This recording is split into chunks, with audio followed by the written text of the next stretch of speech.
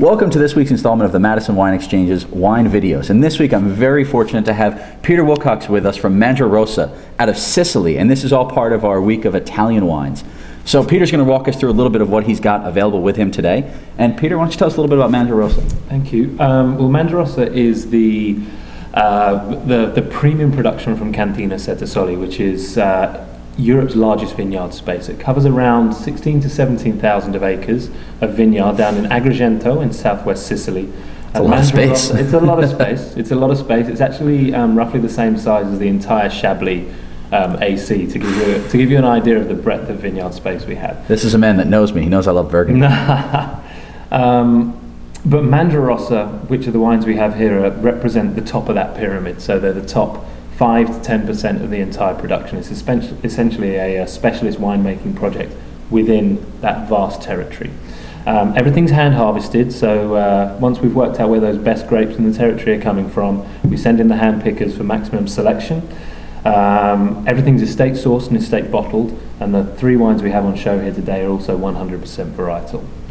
We have a Pinot Grigio, a grape variety you'd normally associate with the northern part of Italy, up around the Veneto, which is a more cool climate area, where we are latitudinally about as far south as you can go in Europe for vine propagation. You're going to get a riper style. So it's sort of diversifying people's understanding of Pinot Grigio. We also have a Fiano, which is a grape variety indigenous to southern Italy only. Now, you say it's indigenous to southern Italy, but you're not talking about the island of Sicily when you say that. No, originally Fiano is associated with Campania, specifically a clone of Fiano called Fiano di Avellino. In Campania, it makes a different style to what you'll find with ours in Sicily. In Campania, it's on a limestone-rich tufo, which gives it a very mineral, full-bodied style of wine. When exported and planted on the sort of more MandraRossa soils in Agrigento in Sicily where we are, it's a more playful, floral, honey blossom style of wine. Structurally similar to a Pinot Grigio insofar as it has that real refreshing acidity, but alongside that you're going to get the complexity of tropical apricot fruit, and as I said, the floral style as well. Nice. And then the last one here? The last one is an international grape variety, Syrah, and some Sicilians will maintain that Syrah originated in Sicily, in the town of Siracusa. The jury's probably out on that one, but there'll certainly be an argument from some of the growers down there. Certainly what's undeniable is Syrah has a firm foothold in the island.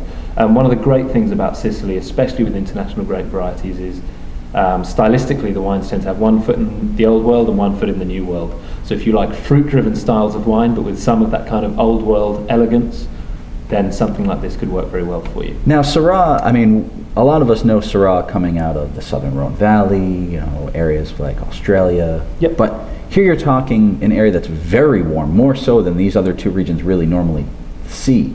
Is there something they do to bring down what I would assume would be larger alcohol levels? Or Well, one of the huge benefits of working within a vineyard space which has such huge breadth is that you can be very prescriptive with what varieties you're planting where. So something like Syrah, the vast majority of the vineyards where we plant Syrah are close to the ocean. That maritime influence then tempers the warm climate. So you're going to get this sort of leaner, more elegant style, and it's not going to overcook the grapes. We're trying to avoid that jammy sort of Barossa chocolate box style and do something that's has some more sartorial elegance about it. I like it. So let's see what MandraRossa has to offer us here. So the first one we're going to start with is the Pinot Grigio. This is, I believe, the 2008, correct? Yes. 2008. As I say, 100% varietal. As with almost all Pinot Grigio, there's no oak on this wine, so stainless steel throughout, and the logic behind doing that is to preserve the natural aromatic characters of the grape variety. Now, I mean, the color on this thing is beautiful. You're going to get, from a warmer climate, you're going to get a little more extraction, you're going to get a little more ripeness to the fruit, more of that sort of aromatic quality, and where the northern styles tend to be either at worst neutral, and at their best probably more around that sort of Granny Smith and pear quality. We're much more towards stone fruits, those sort of riper qualities of peaches and nectarines. This is definitely one of the most interesting nosed Pinot Grigios I've come across in quite some time. And that nose just kind of builds up on you. The nice thing about having a warmer climate is with the wines you tend to get a little more diversity and versatility with the food matching you can do as well, especially with these two whites, both the Fiano and the Pinot Grigio. Certainly very true in Italy that food and wine tend to grow up together. And Sicilian cuisine tends to be based around a lot of seafood, a lot of tomato dishes, and these wines would certainly go well. That minerality just kind of lingers on the palate. It just stays with you for a while. Wow. It's a hell of a little Pinot Grigio. Now, if we can, I would like to stay away from talking about price right away. Sure, no problem. Because I think we should really kind of talk about what these wines are all about first. No problem at all. And then let's jump right into the Fiano here. Call that for you. So Fiano, I mean, again, this is not a grape a lot of us are used to. So what is something that, someone who's looking to experiment outside of the box of Pinot Grigio?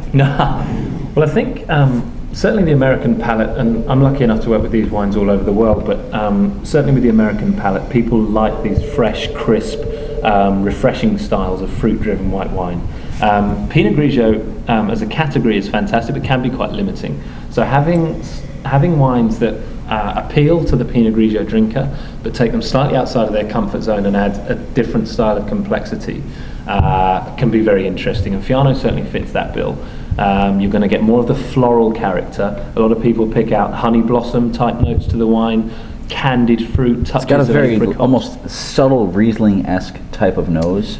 Yeah, a lot of people will say hints of Riesling style, or will align it to youthful New World Sauvignon Blancs.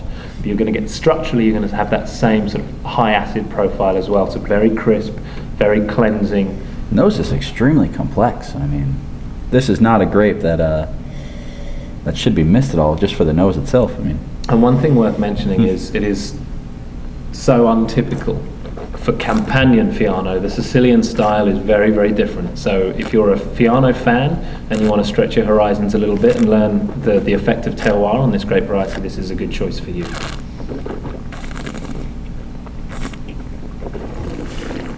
wow. Finish is nice and dry. Whew. And it's a Really well balanced. thank you very much, and it's a great match with anything with a little bit of spice. So if you like to, if you'd like to perhaps put a little chili on your meaty white fish, then this would be a great wine for you. Oh, wow. Yeah, definitely not one to be missed at all. Wow, okay. So let's jump on to the red now. The Syrah here. So Cantina Settasoli and MandraRossa, obviously, the winemakers and the viticulturalists believe that good wine is made in the vineyard as opposed to the winery. And with all of our wines, there's very much an ethos of non-interventionist winemaking. We're very lucky in Italy to have very predictable growing conditions, nice, warm, long ripening seasons. And so with something like the Syrah, we can rely on excellent quality ripe fruit year on year. That means we don't have to oak the wine, we don't have to play around with it too much. Unoaked Syrah. 100% stainless steel Syrah. And what's interesting is, I hope this can be seen by the camera, but this color profile right here is reminiscent of like a young Saint Joseph out of the Northern Rhone, that cherry, dark red kind of color. Absolutely. And as you know, to get that quality fruit year on year is a real benefit to this particular territory. And we can be very very open with the quality of fruit that we get, and know that year on year we're going to get a fantastic wine at the end of the process. Makes a lot of sense that we're talking about unoaked Syrah from an area that typically my mind would automatically say too hot for Syrah.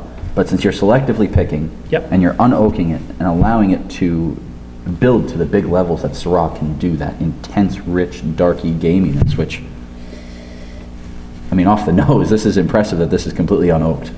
Well, the grape in general has huge versatility and will develop these earthy, gamey notes quite naturally.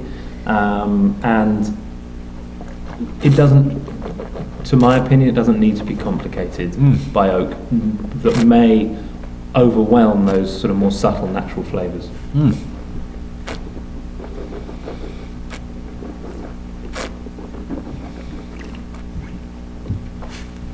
It's full-bodied, it's rich, a little spice. None of that intense vanilla note you'll see with a lot of New World wines. Right. All right. So now that we've tried the whole MandraRossa line here, Yes. I think we should talk about what these are priced at, which I think is kind of the crazier part, is that you're talking wines that are impeccable quality, hand harvested, meticulous selections. Obviously some wonderful winemaking behind it, because whenever a winemaker says great wine is made in the vineyard, they pull themselves out of the equation. They just become a vessel to put it in your glass, which I love. So here you're talking amazing wine, but the price point is unbelievable. I mean, these guys come in at $9.99. That's insane for absolutely amazing wine. I think this is just a great way for us to kick off our Italian week.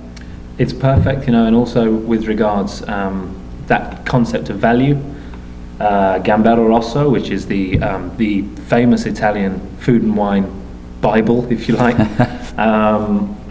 has voted this our vineyard the best value vineyard in all of Italy.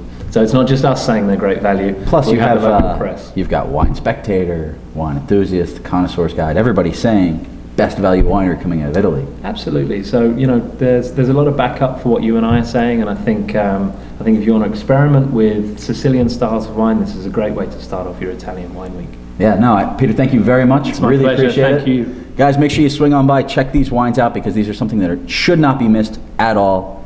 You will absolutely love them, and at the price point to die for. Thank you very much. Thank you.